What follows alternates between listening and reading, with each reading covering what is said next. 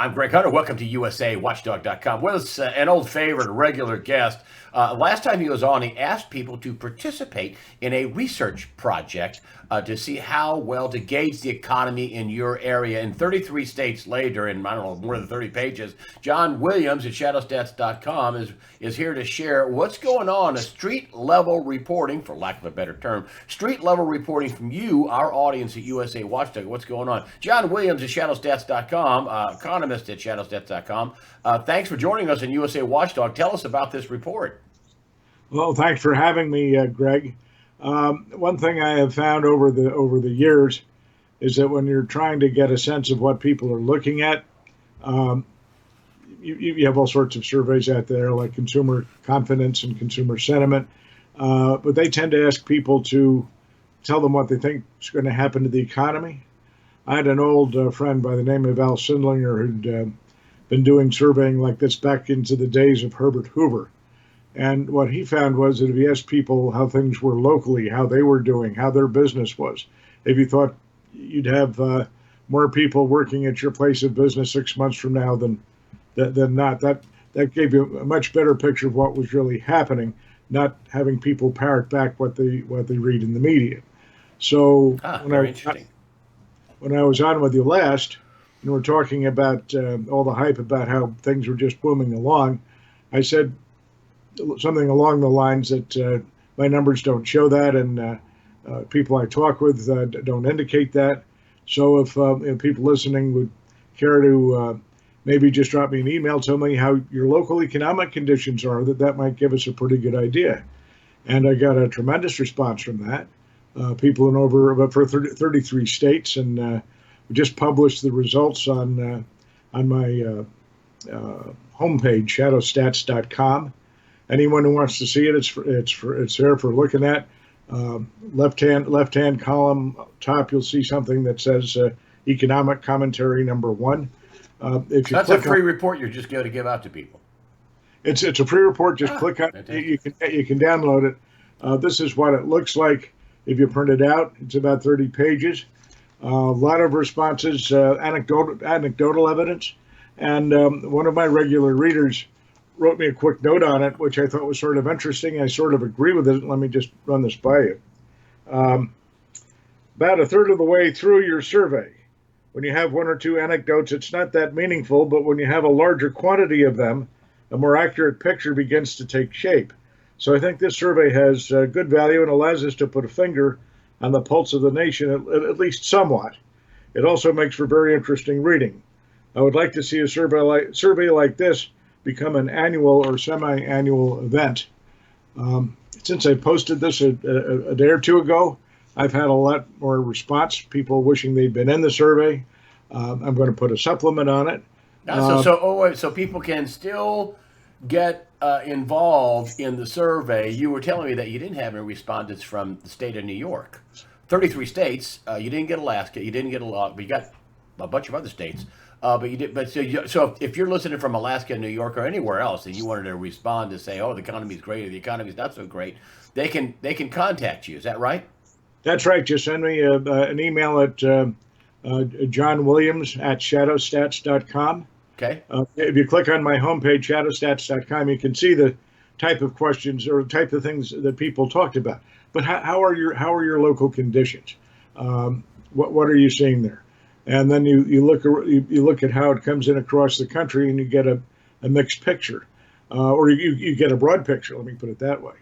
And where the headline numbers you get out of the Bureau of Economic Analysis are just a summary number for the gross domestic product. They're saying that the first quarter grew at 3.1%, and the second quarter, which is going to be published later this week, their consensus estimates are somewhere between 1.5% and 2.5%. I think the second quarter eventually is going to be in contraction. Most should be below the consensus expectations because most of the headline numbers have been showing contractions. Industrial production just showed its second consecutive contraction. If you look at the better housing starts numbers, or the building permits there, you're looking at the fifth consecutive contraction. Retail sales was up in the second quarter, which I think will get revised away. It's not a real high quality number in the initial reporting. But you look at retail trade employment, that's actually down year to year. The cash rate index is clearly showing a recession. And interestingly, we got a response from a number of truckers in the survey. And there they varied, but one guy who traveled cross country was seeing pretty much a store closings problems across the country. Most responses we had were from California, and there you had around the Los Angeles area generally positive returns, and you got a little further north to San Francisco, generally negative. It varies by state, it varies by region, but the point is it's not uniform. And if you look at the responses we had, most of the ones that came in were negative, a ratio of roughly 2.7 to 1, negative to positive. And there are some areas of the country where the comments were, "Gee, we've things went down in 2006. Officially, it was 2008, but things still haven't recovered." Wow, that's a comment. I had somebody write me that on my website email saying, I've never recovered from the 08-09 crash. Is that a common theme that you're seeing? It is in a number of areas. There are strong areas, there are weak areas. It varies across the country. But the average guy, what I've referred to as Main Street USA, just really never has not recovered. Again, there's some areas that are strong, some that are not. But again, if you look at some of the headline numbers, industrial production is a classic. There you have what used to be the dominant industry. It's a lot of that was offshored with NAFTA and such. But if you look at the levels of manufacturing today against where they were before the Great Recession started, go back to the peak in fourth quarter of 2007. Today, the industrial production's never recovered. It's still 4%, 3-4% below its pre-recession high. The way you define an economic recovery is that after you go into recession, once you see activity raised to the level that was your peak before, then you've recovered. When the economy moves beyond that, that's economic expansion. Now, if you believe the GDP numbers, the economy has expanded 25% since the Great Recession, but there's no other number that shows that. You look at retail sales. Now there's a number that's got all sorts of reporting problems. Adjusted for inflation, it's up maybe 6% from its pre-recession high. Industrial production's up 3%. That incorporates manufacturing. The reason it's the plus side is because you've had some strong growth in mining, particularly in oil production. Well, one of the responses we had was from someone who had been out in the oil fields, and he said, despite the high oil prices, the production's slowing down. And we've seen that some in the latest industrial production numbers. So there are all sorts of forces at work here. Now, I've been contending that we're heading into a new recession, even as it's going to be officially reported. What I'm looking at in terms of recovery, that the economy never recovered, that's not as reported. According to headline reporting of the GDP, the economy's recovered. But the turning down, we've seen growth slowing.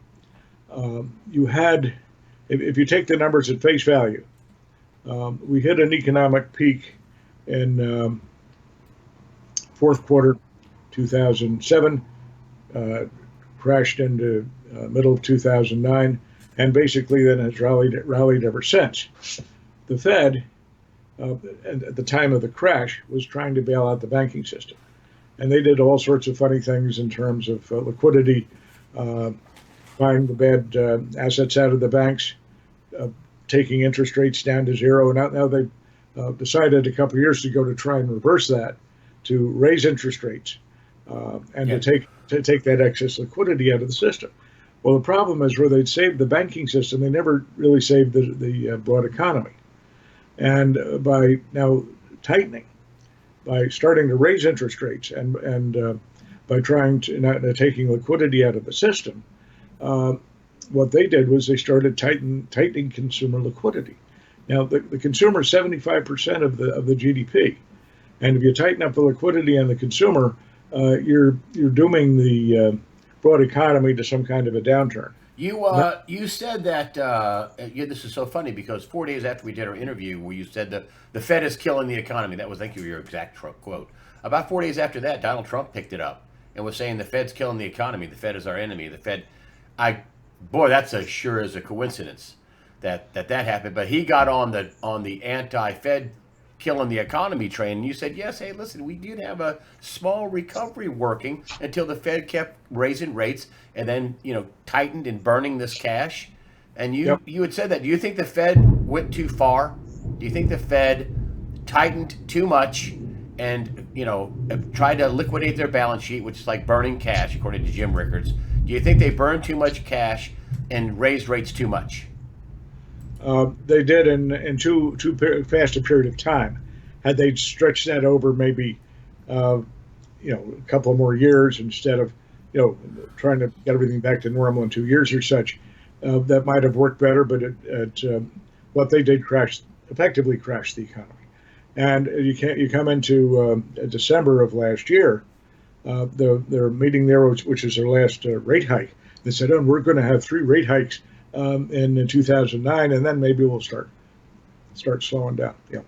Well, that crashed the stock market, and the flight from the dollar, flight to gold. The markets, the people in the real world recognized that something was very wrong there. And as soon as that happened, then the Fed said, "Oh my goodness, of course we're not going to raise rates anymore," and they confirmed that at their next meeting. And now they're playing games with the public and saying, "Oh, we're going to cut, or not going to cut." Some people think they're going to cut half a point at the end of the month, quarter point. Some maybe not at all. I don't think they're going to. People are all over the place. After when we first heard about the cut, oh, they're going to cut a half point. Oh, they're going to cut a half point. Then it was like, well, maybe they're going to cut a quarter point. And now I'm seeing stories about, well, they're not going to cut at all. I mean, what is that? What is the Fed surely sees what you see? Okay, they're not stupid. They have hundreds of economists. They're smart. They're not going to tell you what they see. What do you think the Fed is seeing right now? Well, I think the Fed is saying that the economy is turning down sharply and that they're in bad trouble with the economy. The way Powell talked, and he's the chair, indicated that. He said, "Oh, this is after some of the headline numbers started to improve, and you can't trust some of the numbers that come out. You got to look at them over a longer period of time." But when he said that, they look very closely at what's happening. John Williams of the no relation, nice guy, Yeah. New York Fed president. Is he New York or San Francisco? He was San Francisco. Oh, he got moved. Okay. Then he went to the New York Fed. Oh, that's a big job. So he's sort of second in power there. Yeah. That's a big deal for him to go to San Francisco to New York. Yeah. And so what did he say? Go ahead. I'm sorry, I interrupted you. Go ahead. Well, as I understand, I didn't hear his direct comments. I just saw comments in the paper, but to the effect that it's good to take a precautionary move when you see things moving in this direction, something along those lines. And then he had someone else come out shortly after that and say, "Oh, things look fine. We don't need to cut rates." To me, that tells me there's some dissension within the Fed. The Fed doesn't want to cut rates; they want to raise rates. The Fed is the patron of the banking system. The Federal Reserve is owned by the banks. Yeah, the banks own the Fed, and so everything they're doing here is aimed at trying to keep the banking system healthy. Had they tried to make the economy a little healthier, we wouldn't be having these problems. Wow, that's a huge. I don't think I've ever I've talked to you a million times. I don't ever remember hearing you say that, and that is a very it's simple but yet insightful comment. And that was they worked on fixing the banks, but they never really worked on the economy. And had they worked on the economy, things would be better. That's a really simple synopsis of what went on. Well, it would be. Now, the areas of the economy, what I did in the survey here, and this is not scientifically designed. It was right off the cuff on your last show. Um, it was not scientifically designed, but we got enough responses to indicate that you do not have a consistent booming economy. You've got pockets of weakness, pockets of strength, and pockets of weakness where the economy never recovered. And that's those were the areas that were probably strongest for Donald Trump in his election bid, because Main Street USA doesn't. Main Street USA listens to all the hype, but if people are telling you the economy's strong and people are making good money, and tell you that and hope that you're going to vote for them, the people who are telling you that are mistaken, because what's happened over time, consistently, and you can see this time after time. Back in 72, I think it was, there was a manipulation of the numbers to try and help reelect the president. Nixon, 72. Nixon, right? Uh, 72 is Nixon. Let's make that 82. Oh, 82. That'd be 2 years into the Reagan administration. Anyway. It was, look, I'm getting old and I get my years mixed up. No, it's okay. You're a smart guy and we love you. So you're among friends here, but go ahead. There was a president who had a recession. It was during the first George Bush administration. Ah, yes, he got kicked out of office because he won a war but lost the election. 92 maybe it was. Yeah, that's what. Yeah. Actually, my mind's a little off. Yeah, he won a war but lost the election. Yeah, well, it was there were some things that were done to the numbers, and I've seen it. I've talked to people who are involved in it, but it didn't help him. It didn't help the reelection of. There's he was juking the numbers, saying, "Oh, look how wonderful it is," and yet the Main Street USA was saying it ain't wonderful. Well, you don't necessarily hear Main Street saying that out loud, but I can tell you the average guy on Main Street, if he's not seeing it, he's being told, "Oh, hey, things are wonderful, you're booming," and he says, "That's nice, but I'm not seeing it." He's going to vote as though he's not seeing it. He's not going to vote along with what he's hearing in the popular press. It's a common experience. I need a better condition for myself, and I'm not getting it here. What should the Fed do now? What should they do? And given the fact that you've got all this evidence, both your survey, your wide survey, which hopefully people will pile on and give you more information, especially from states you didn't get any information, Alaska and New York, and other states, any state. But what do you think the Fed should do now, given what you see in the economy and what you think they see? What should they do in this rate cut decision? Well, I think they should cut rates, and I don't know they're going to go quarter. I think they'll go at least a quarter point this next time around. If they don't, they're going to get a negative response in the stock market, and they're going to try and scramble and do something else to support the stocks. They look at the stock market, but the underlying reality is the economy is sinking. It's getting worse. They're going to have to address it, which means they have to keep cutting rates. They're going to have to provide more liquidity to the system. It'd be nice if we could get some fiscal stimulus as well, which is very difficult with the budget deficit exploding. But as I understand the latest budget negotiations, they've already decided to just bust the budget and put out some more spending. How it's spent can affect how it affects people. But they just had to deal with Pelosi. Pelosi must be worried too. And also Democrats, Elizabeth Warren is out saying there's going to be a big crash, and I have the secret to fixing it. But she's out talking about how there's going to be a big crash, which I think we all know at some point there's going to be a big crash. They've put this off for 10 years, basically. You think that they will cut rates? You think they'll go to zero? Do you think a lot of people are saying they're going to go to zero? Jim Rickard just said, you're going to get to zero pretty quickly. In other words, they're going to head towards zero. Is that what you think? What's your roadmap for what's going to come down with the rate cutting arc? Well, they have to cut, and then to the extent there's stimulative spending by the government, it should be aimed at Main Street USA, stuff that'll employ people, help the average guy make a better living, help the local business conditions, things that keep propping up the stock market. That's good because the stock market's widely held, but you got to get to the average guy here. It's the average guy that's really suffering. And cutting rates helps the average guy there. Anything that will help the most people is good. The Fed here, if once they start cutting, and this is why some people there don't want to do it, they're backtracking on reversing what was probably the worst thing they ever did, which was a quantitative easing. My sense is they would have done better just to let the banks fail and reconstruct things after that. I can't have that. Rich people would lose money. Well, Rich people would be poor.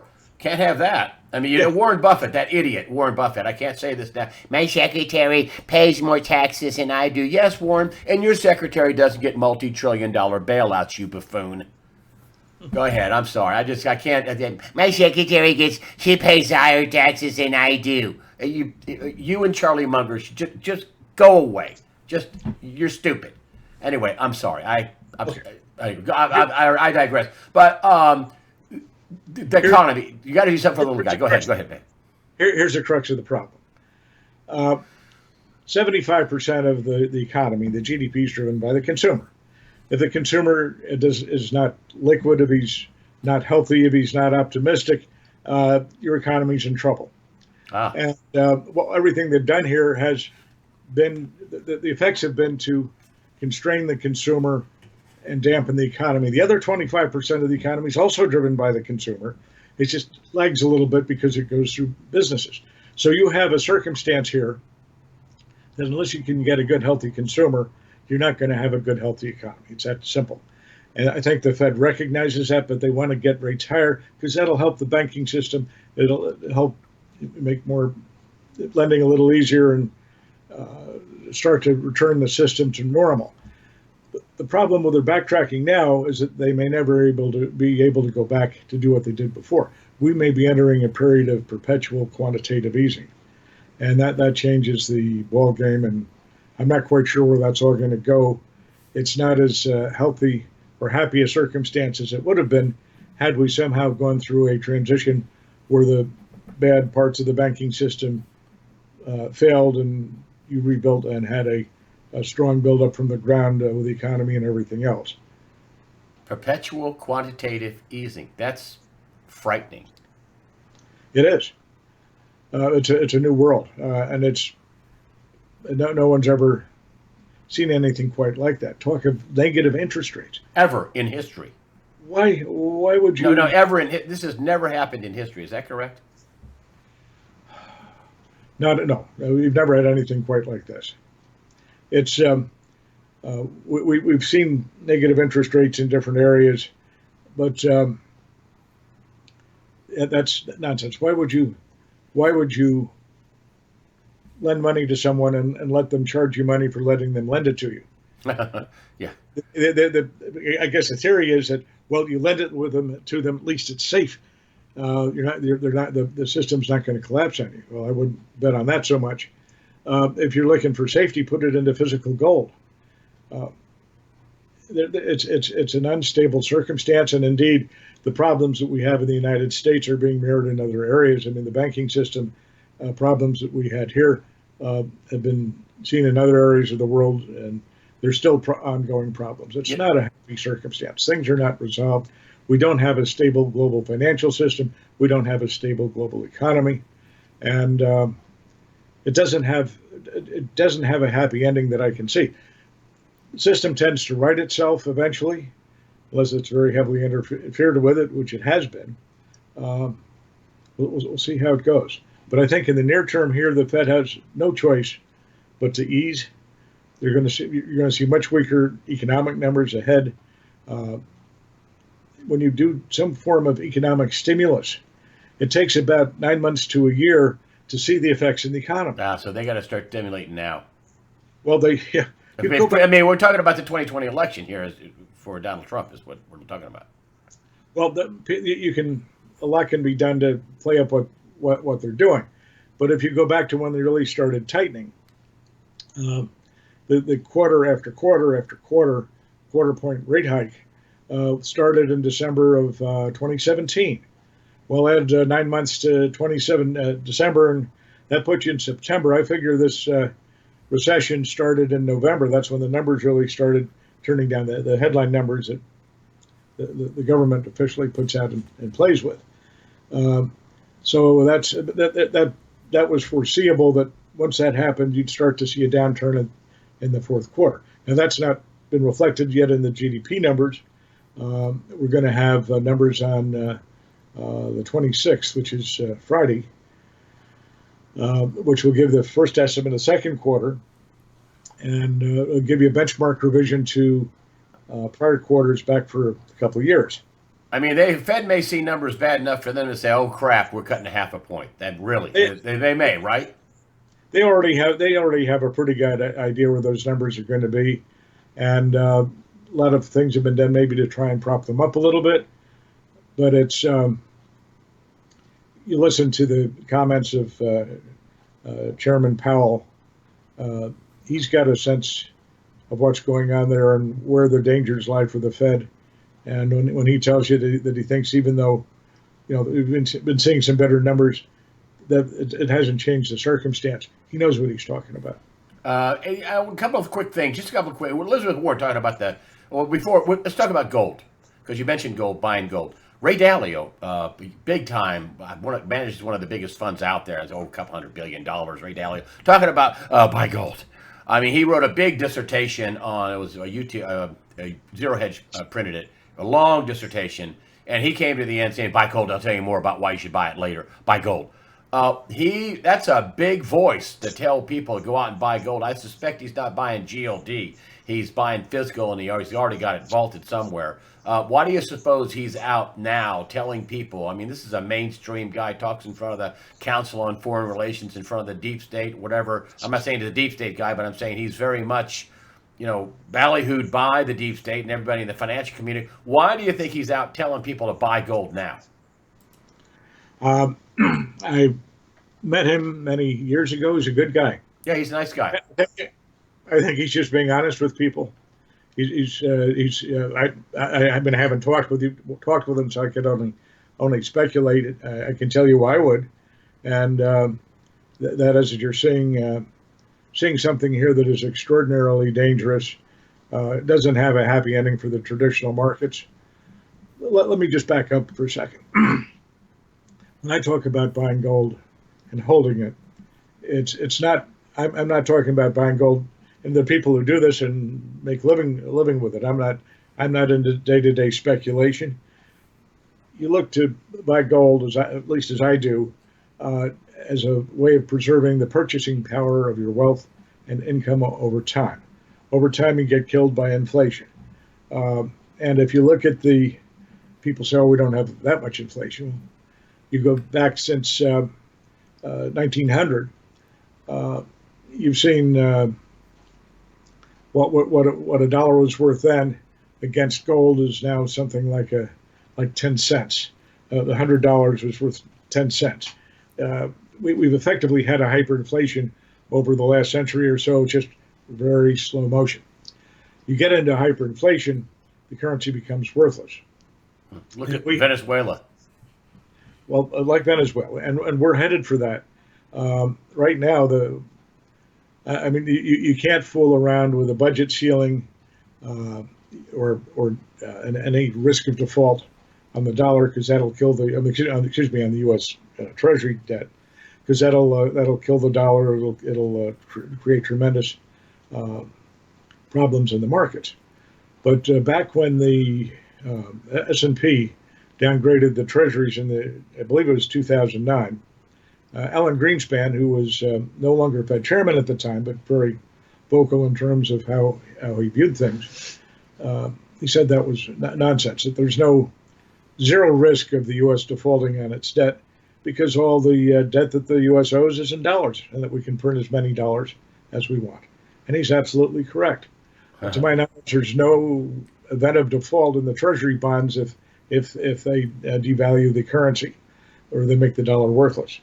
And it's a risk of that would be default. The fact that you're making the bonds worthless by hyperinflation, that's I think really an effective default, but it's not a formal default. And that's what Ray Dalio's seeing. Ray Dalio's around the world is saying, he laid out everybody's in deep debt. Everybody's in deep trouble. Everybody's got no other. Everybody's at zero or worth 2%. Woo. Everybody's they can't cut rates. Most other people around the world can't cut rates, so they got to print money. Yep. I mean, that's what it comes down. That's what he's freaking out about. Is that there's no other. Go ahead. That's what Greenspan says. Hey, all you have to do, we can print any number of dollars we need, and that's exactly, with varying the currency, what they've done in Venezuela and Zimbabwe and the Weimar Republic. That gives you hyperinflation. And everybody's doing it in the world, right?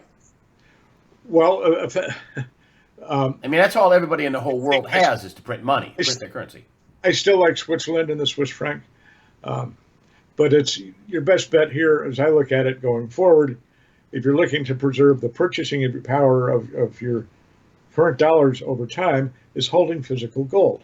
Now, you're going to see gold prices up and down, and we've seen that in the last couple of years.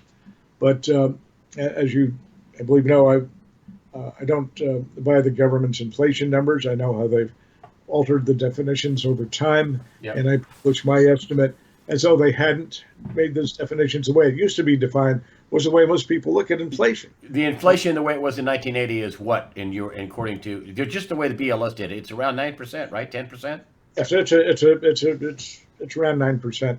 Had they not made all these changes, but the funny thing is, if you go back over time, and I've done this, you take gold, let's say, and in fact, there's a plot that I have, and there's a commentary that's just become publicly available on my website today. As they age, they become publicly available. It's called commentary number 983B. There's a graph in there that shows it, and what it does is it plots inflation and the price of gold from 1660 in New Amsterdam, now known as New York City. And what you'll see is, as you go over the centuries, there's not much of against where things are today, not much of a big swing, but of course there were ups and downs in inflation. But effectively, in 1900, the price of gold, inflation were pretty much in line with the way they had been back in 1660.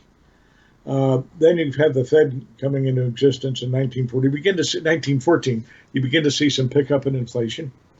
They get into 1932, 33. Roosevelt bans the ownership of gold in the United States. The U.S. stays on the gold standard on a global basis with other currencies, but you can't own gold in the United States. Then you start to see a little more pickup in inflation. Richard Nixon comes along. He closes a gold window, but abandons the gold standard altogether. That's when you start to see some real pickup in inflation. And then as it really starts to accelerate, that's when they come in the 1980s. That's when all of a sudden you start to see gimmicks appearing in the way they change the methodologies on inflation, such as the housing inflation. Used to include an element that reflected the cost of buying a house.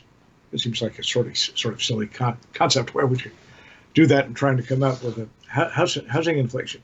But the housing inflation was such a big portion of what they had. They decided they'd change that, and they invented a concept known as homeowner's equivalent rent. They replaced the cost of the house with a homeowner's equivalent rent, where they estimated, and still do, what the average homeowner would charge himself to rent his own house. Huh. And then to figure out the inflation each month, they figure out how much the average homeowner would raise the rent on himself on his own house, and that became the measure of the housing cost. So has gold kept up with inflation? Well, in terms of the headline inflation, it's sort of above it. I mean, you look at it, the gold goes up like that, where the inflation, got to get the hand up.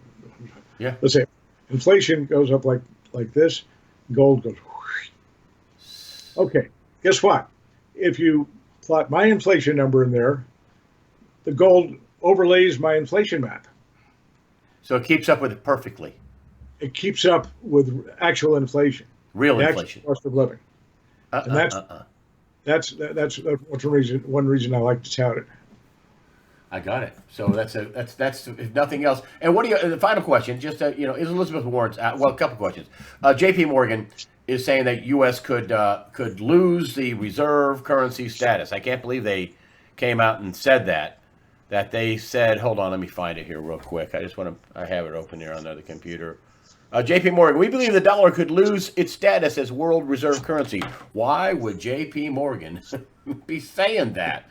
I mean, that's totally true, but why would they come out and what's the point of them saying that now? Just your thought. In fact, I hadn't heard that. I would say that's probably in the works down the road, but the U.S. is still in better shape than a lot of currencies. But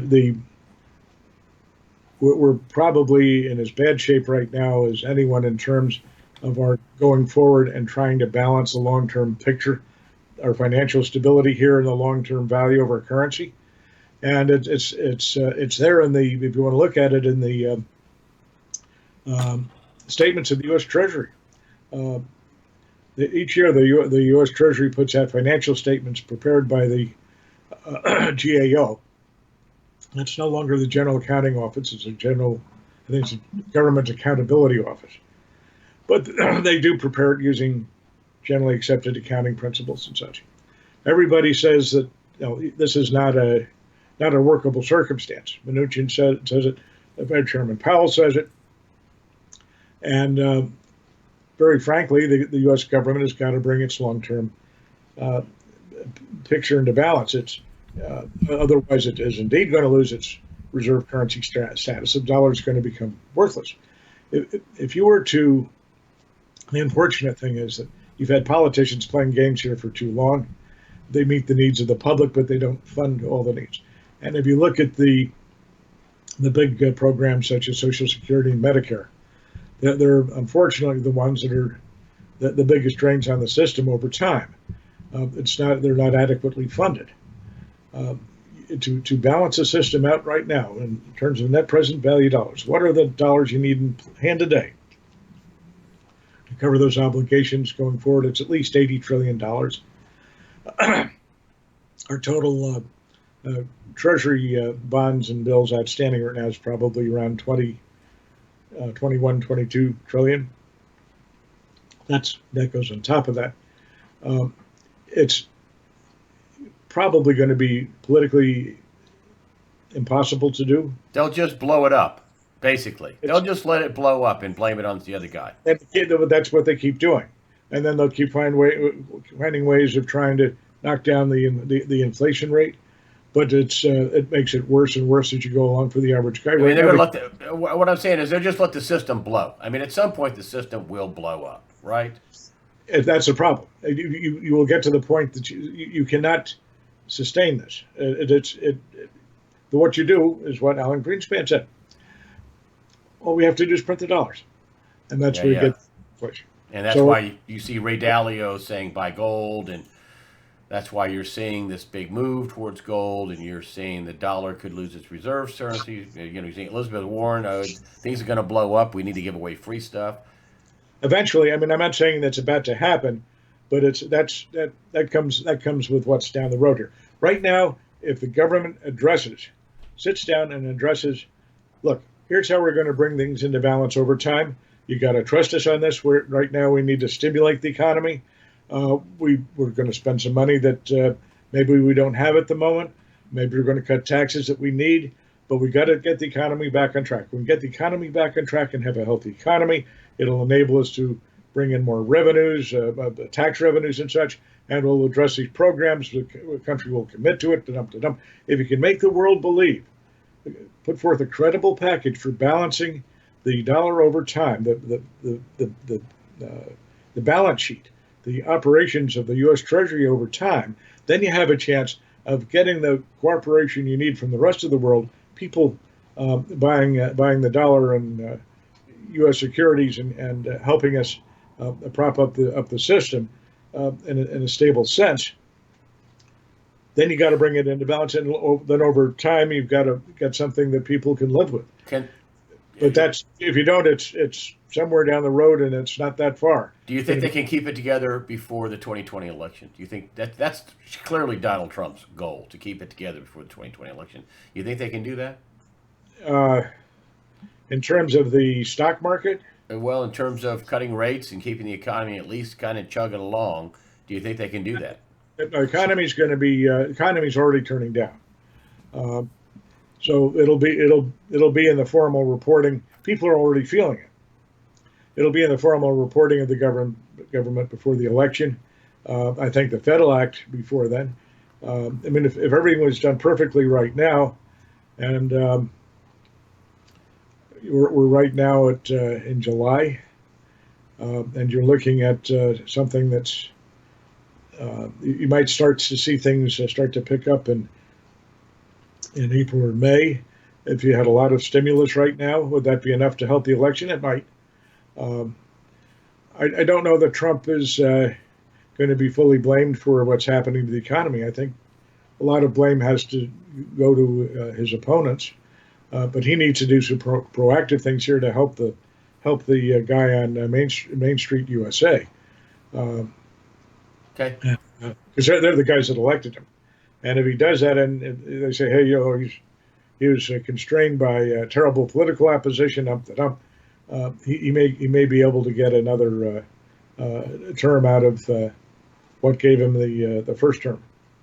And let's talk about your research project. You're going to have our part two, an addendum, whatever. So if people want to get involved in reporting, give their anecdotal evidence about what's happening, their street level reporting, they can just email you at shadowstats.com. John Williams at shadowstats.com. If you go to my homepage, shadowstats.com, you'll see a little box at the bottom that's got my name and email address. And you're specifically looking for Alaska, New York, some of the states that haven't been, but anybody can give their information. I'm not trying to. If people are interested in responding, the original survey stands as it is, but I will put an addendum to it with the new material. And if people are interested, and I've had some people say, I'd like to do this on a regular basis. Maybe we try it every 6 months, and see how things are shifting. Okay. Good deal. Well, let's see if we can try that. Let's see if we get more people to do it.